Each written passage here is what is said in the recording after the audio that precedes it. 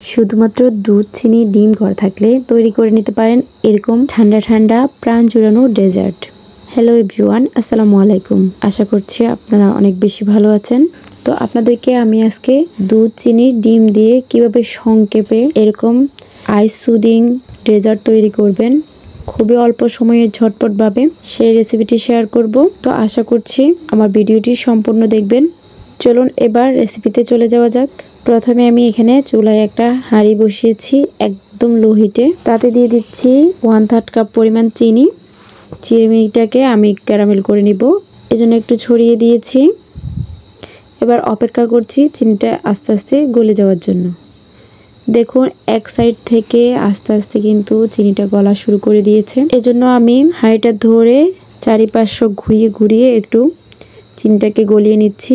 এভাবে হালকা brown colour হলে আরও একটু ঘুরিয়ে ঘুরিয়ে চিনিটাকে বেশ খানিকটা গলিয়ে নিচ্ছি। চিনি গলতে গিয়ে কিন্তু আপনারা আবার চিনিটাকে ফুঁড়ে ফেলবেন না, এতে করে তিতো হয়ে যাবে। তাছাড়া এখানে পরবর্তী ইনগ্রিডিয়েন্টসগুলো এড করলে কিন্তু সেটা ভালো হবে না যদি ক্যারামেলটা আমাদের পুড়ে যায়। তো এই জন্য সাবধানে করতে হবে, একদমই অল্প আঁচে হালকা হাতে এই কাজটা করতে হবে। তো দেখুন অনেকটা চিনি গলে গিয়েছে। এবার স্প্যাচুলার সাহায্যে আমি নেড়ে চেড়ে পুরোটা চিনি ভালোভাবে গলিয়ে নিচ্ছি একদম লো হিটে।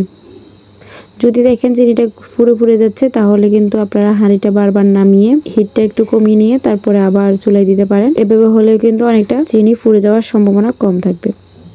এরপরে সবগুলো চিনি গলে গেলে এবার এখানে আমি প্রথমে 1 কাপ পানি, তারপরে আরো হাফ কাপ পানি দিচ্ছি। মোট এখানে আমি 1.5 কাপ পানি দিয়েছি। এবার এখানে দেখুন ক্যারামেলটা কিন্তু জমাট বেঁধে গিয়েছে। এখানে টেনশনের কিছু নেই, লো আছে। আস্তে আস্তে যখন নাড়তে থাকবো তখন কিন্তু আস্তে আস্তে দেখুন আমার ক্যারামেলটা গলে গিয়েছে। কিছু সময় নিয়েছে একটু, কিন্তু আস্তে আস্তে ক্যারামেলটা গলে গিয়েছে, এটা ভয় পাওয়ার কিছু নেই। ক্যারামেলটা গলে যাওয়ার পর এখানে আমি দিয়ে দিচ্ছি হাফ কাপ পরিমাণ গুঁড়ো দুধ। অল্প অল্প করে গুঁড়ো দুধ অ্যাড করতে হবে, নয়তো কিন্তু গুঁড়ো দুধগুলো দলা পেকে যাবে।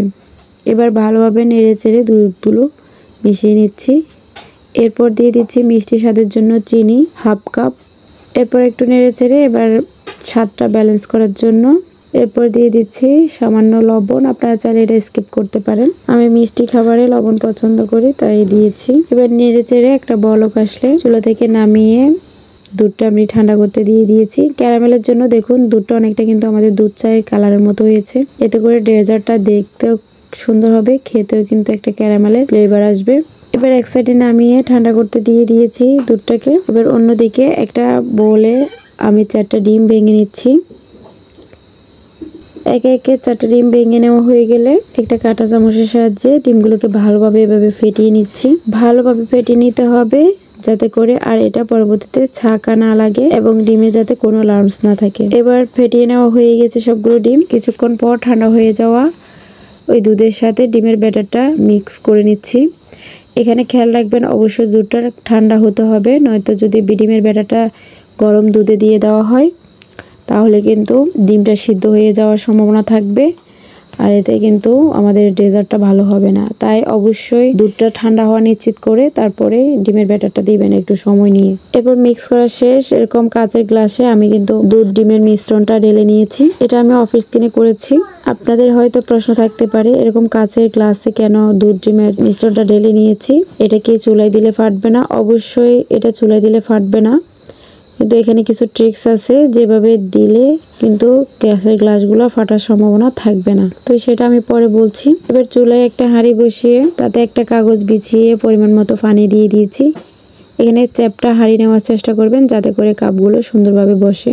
তো কাগজটা বিছিয়ে দেওয়ার পর পরিমাণ মতো পানি দেওয়ার পরে এমনভাবে পানি দিতে হবে যাতে করে মিশ্রণের গ্লাসগুলোর অর্ধেক পরিমাণ পানি থাকে, এর উপরে যাতে না উঠে, এটা খেয়াল রাখতে হবে। তবে পানি ঠান্ডা অবস্থায় আমি এখানে কাপগুলো বসিয়ে দিচ্ছি। গরম পানিতে কিন্তু এই কাচের কাপগুলো দেওয়া যাবে না। এটা যদি গরম পানিতে আমরা হঠাৎ করে বসাতে যাই কিন্তু কাপগুলো ফেটে যেতে পারে।